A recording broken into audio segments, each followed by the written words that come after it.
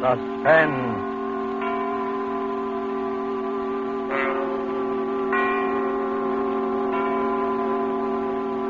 This is the Man in Black, here again to introduce Columbia's program, Suspense.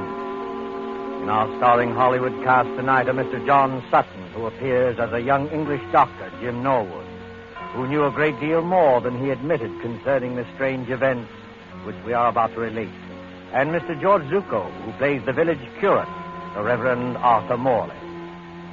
Our story, and it bears none but a coincidental resemblance to H.G. Wells' famous short novel, The Invisible Man, is by John Dixon Carr and is called The Man Without a Body, tonight's tale of suspense. If you have been with us on these Tuesday nights, you will know that suspense is compounded of mystery and suspicion and dangerous adventure. In this series are tales calculated to intrigue you, to stir your nerves, to offer you a precarious situation, and then withhold the solution until the last possible moment. And so it is with The Man Without a Body and the performances of John Sutton and George Zucco. We again hope to keep you in suspense.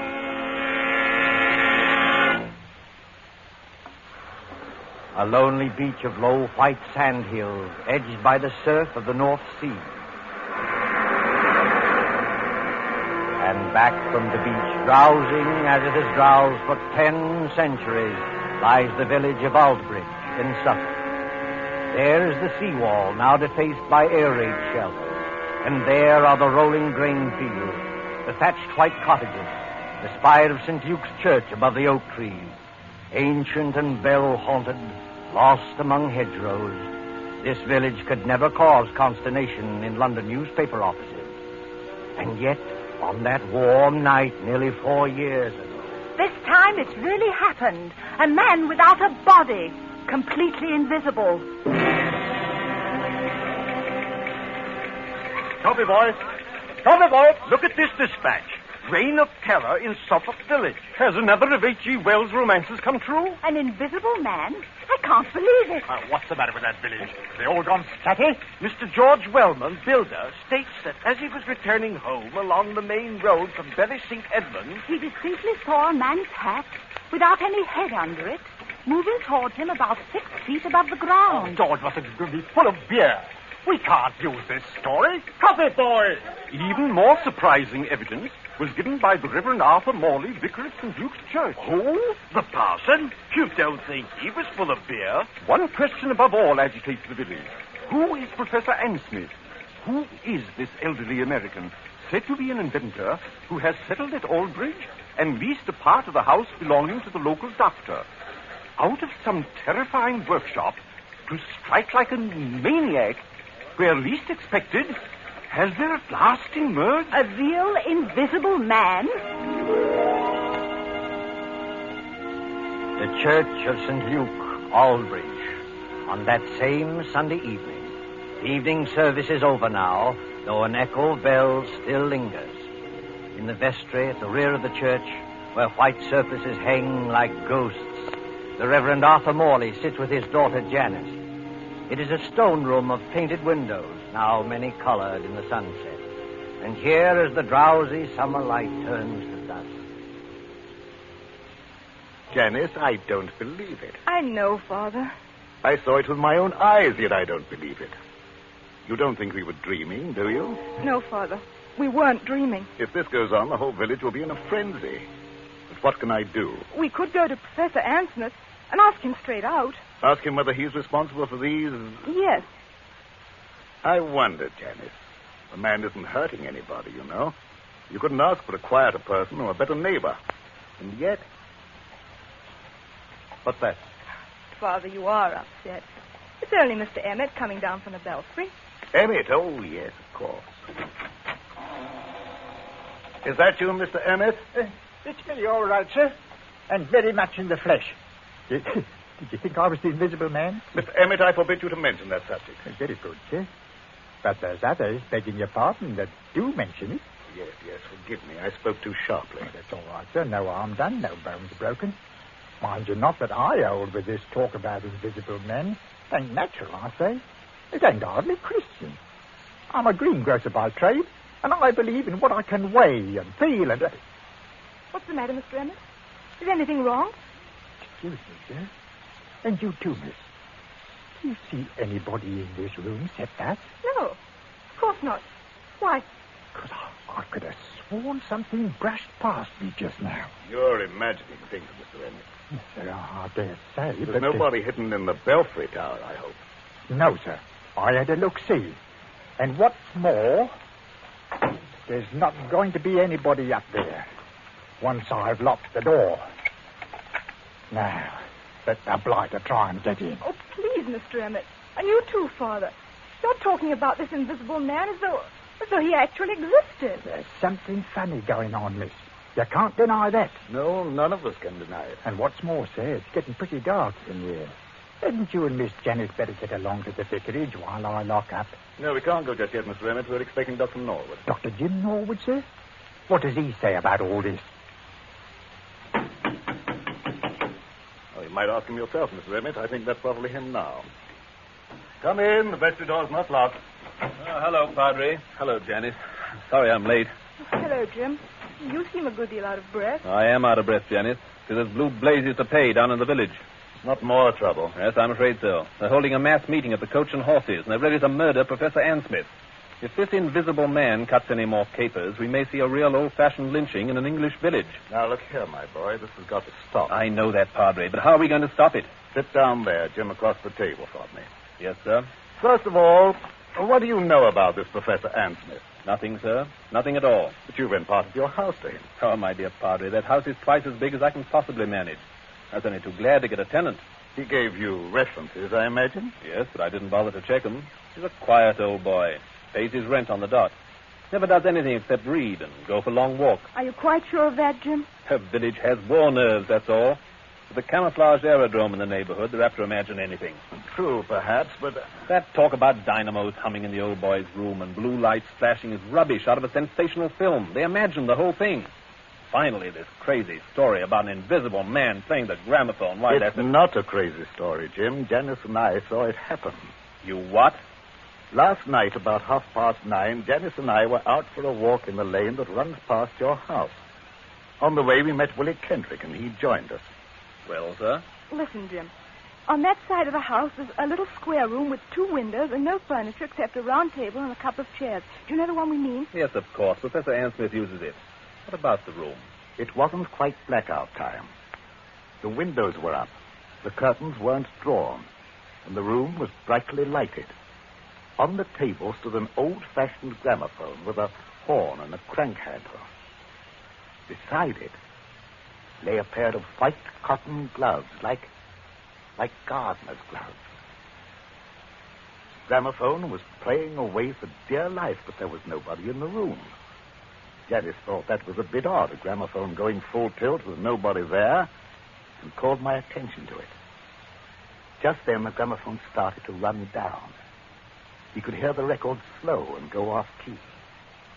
As it did so... Well, sir, go on.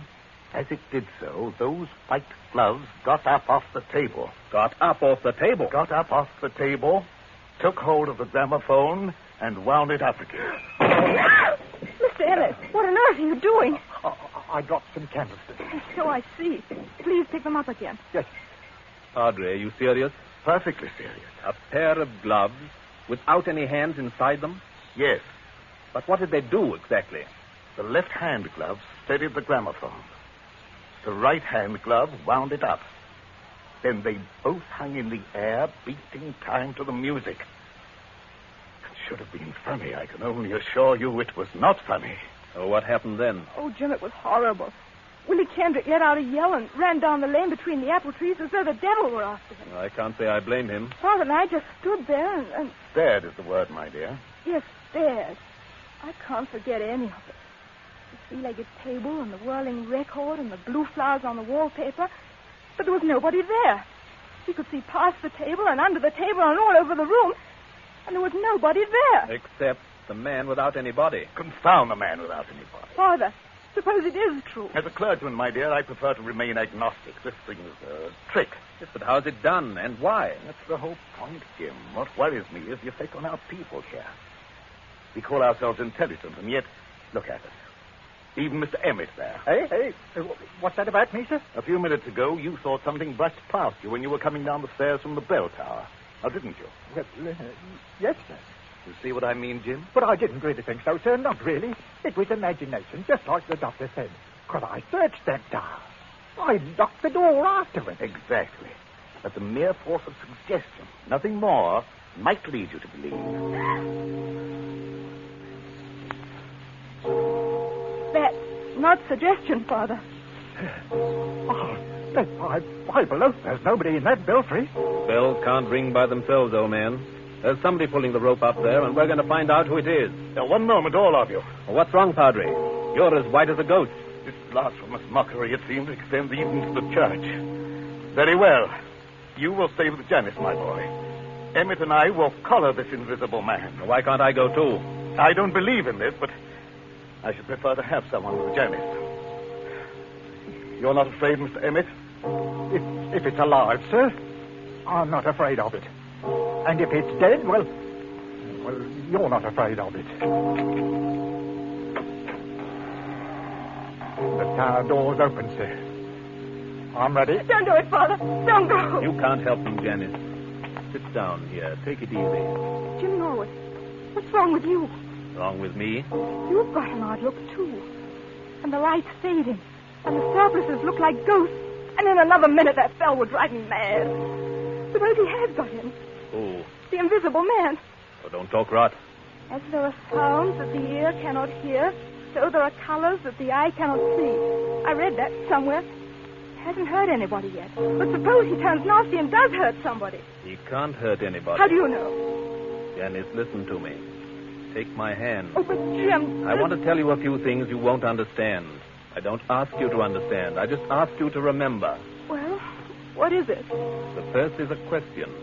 If you were a government official and wanted to find an expert on camouflage, where would you go? An expert on camouflage? Yes. And the second point is this. I studied medicine in Germany. Oh, I know, Dad, but that's One night on a bet, I hid backstage at the Winter Garden Theater in Berlin.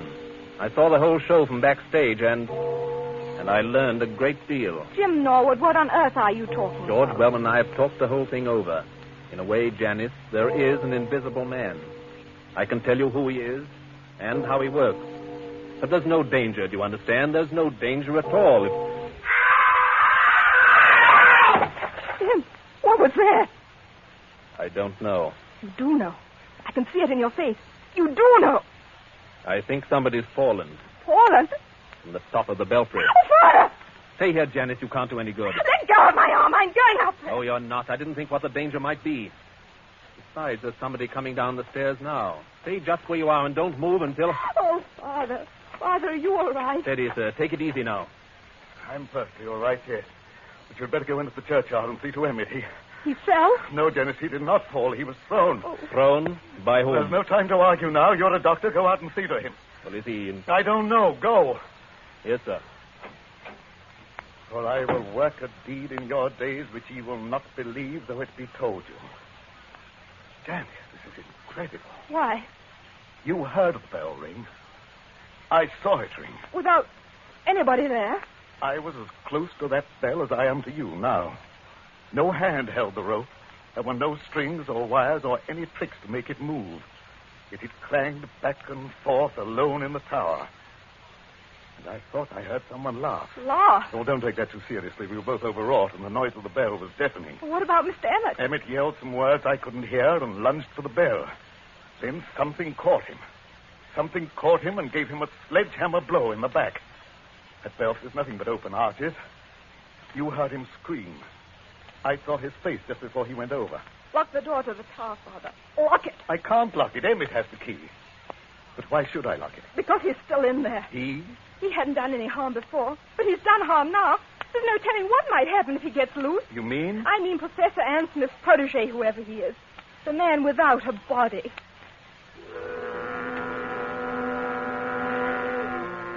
Under the red sunset, some quarter of a mile away, a grass-carpeted lane winds between rows of apple trees.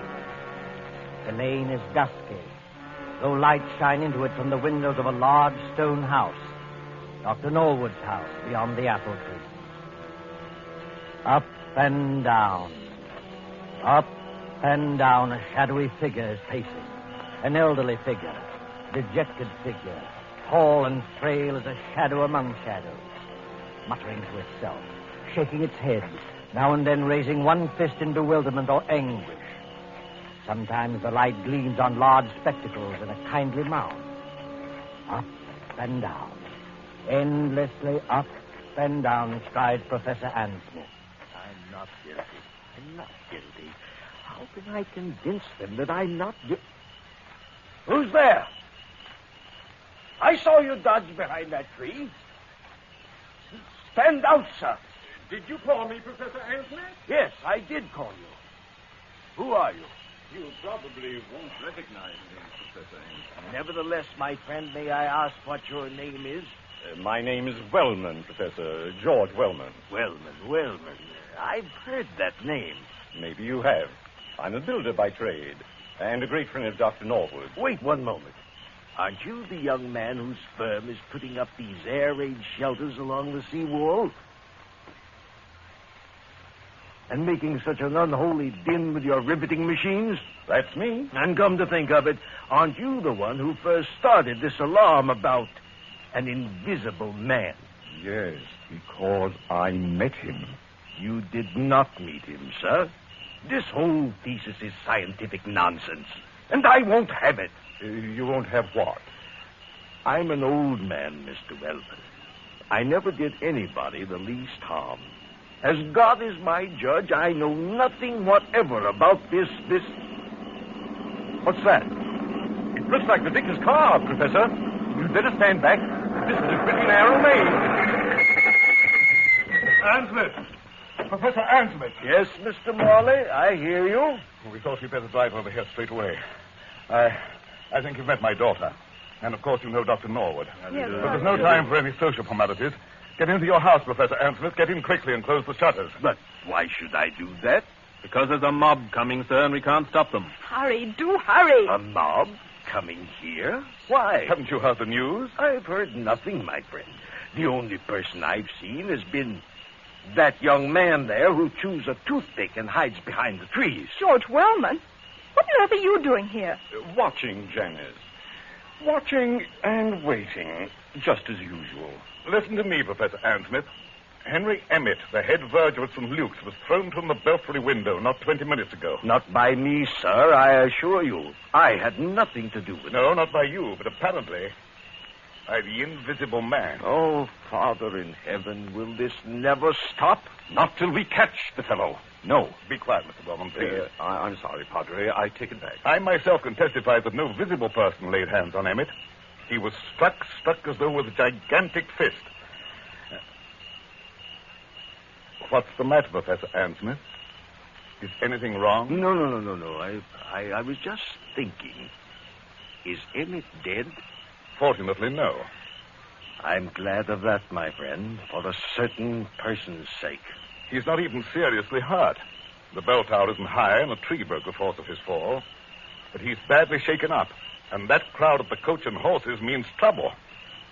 If you haven't anything to say to us, if you haven't a word of explanation to utter... Listen, Padre, don't you hear anything? Yes, I thought I heard voices. Can't be that crowd from the village. We're too far ahead of them. It's a crowd, all right. And they've been here for hours.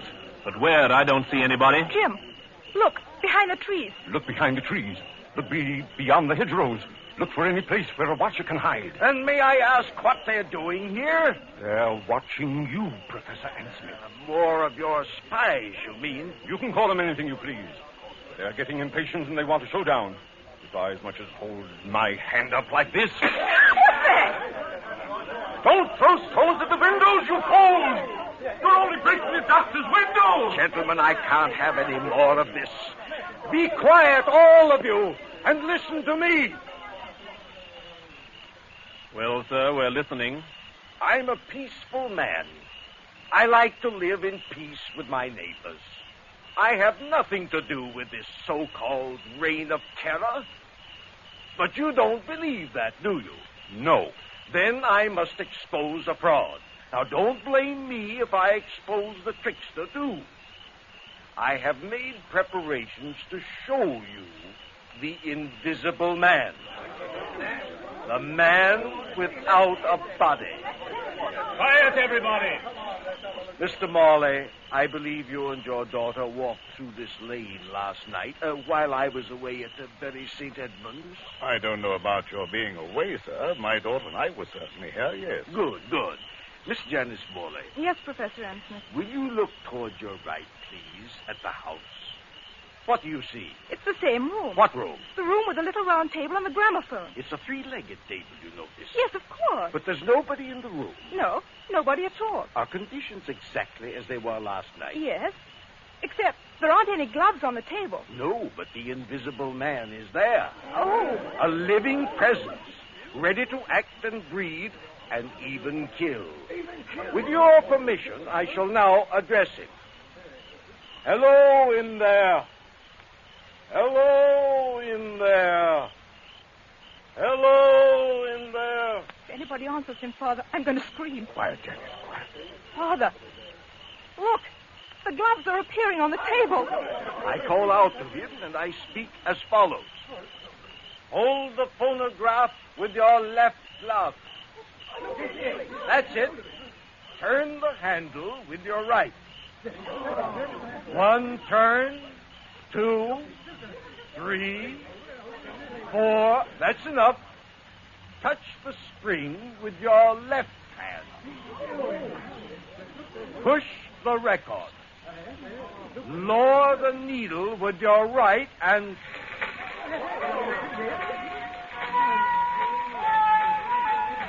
Ladies and gentlemen, the invisible man. Hold him off! Hold, you fools! Don't you see? On the contrary, let them throw all they like. Aim at the table, my friend. Aim at the table. Why at the table? Because then they'll see the trick. I don't follow you. What trick? The trick of the looking glasses. There.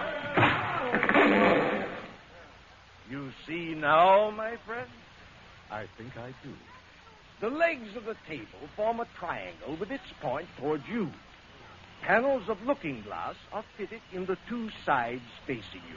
What do you know about that? You think you can see under the table, but what you actually see are the side walls of the room reflected in those two mirrors. Oh, wait a minute. You mean... I mean that my old servant, hidden behind the mirrors, has just been working the gloves to a panel in the tabletop. It's a very old trick, first shown by Colonel Stadair at the London Polytechnic. And that's what happened last night? Yes. And you had nothing to do with it? Nothing whatever, nor had my servant. Then who did do it and why? What is the explanation of all this? Well, I can't tell you why. That's what beats me. But I can tell you everything else. This invisible man who's been scaring us all silly? My dear young lady, there's no invisible man. There never has been. I might believe that, Professor Ansmith, if I hadn't seen a church bell ringing where there was no hand to ring it. And poor old Emmett flung out of the tower as though a giant hand had got hold of him. You're not saying that was done with the looking glasses? No, my friend, not at all. That was really clever. Strings, wires, rope? No, they weren't necessary. But the thing's impossible. Oh, no.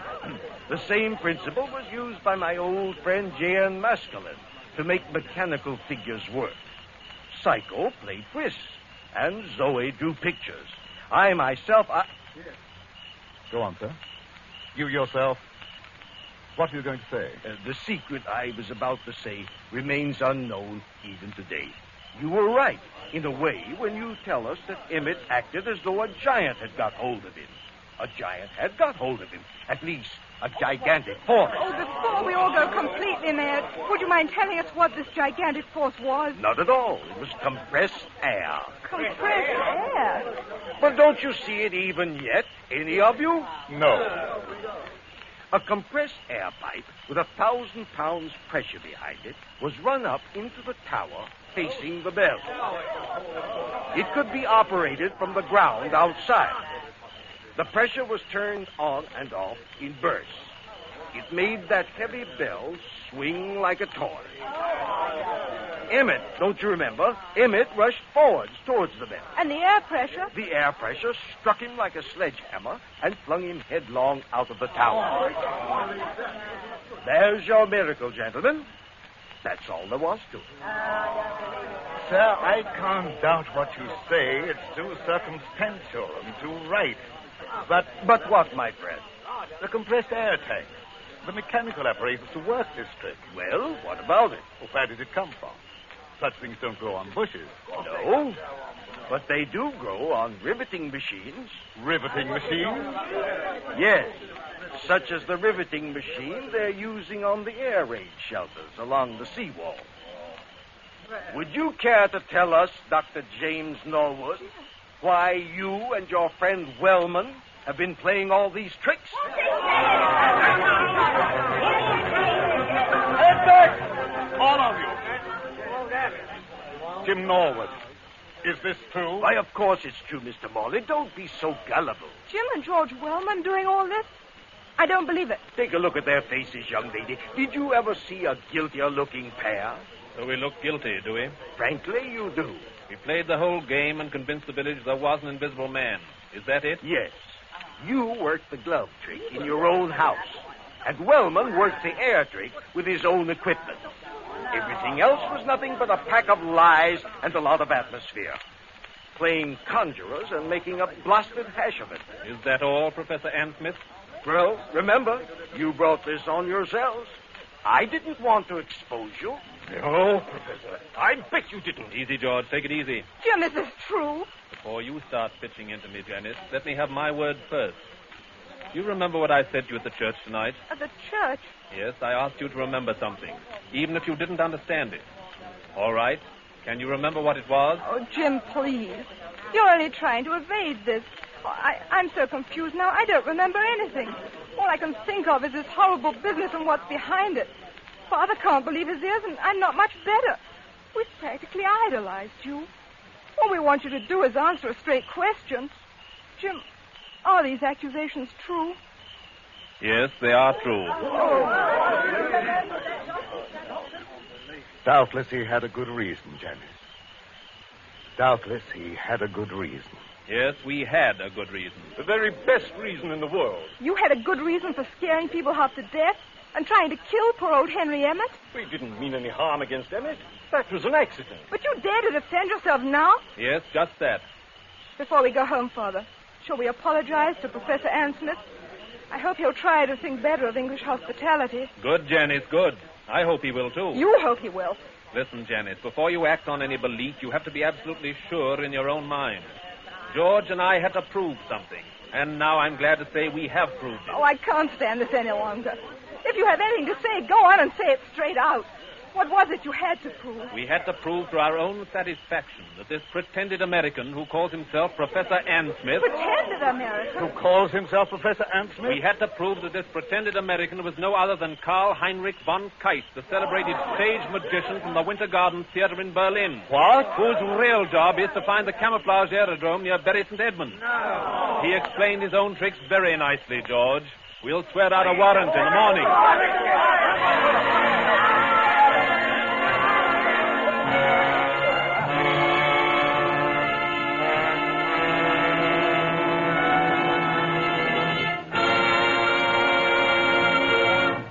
And so closes The Man Without a Body, starring John Sutton and George Zuko.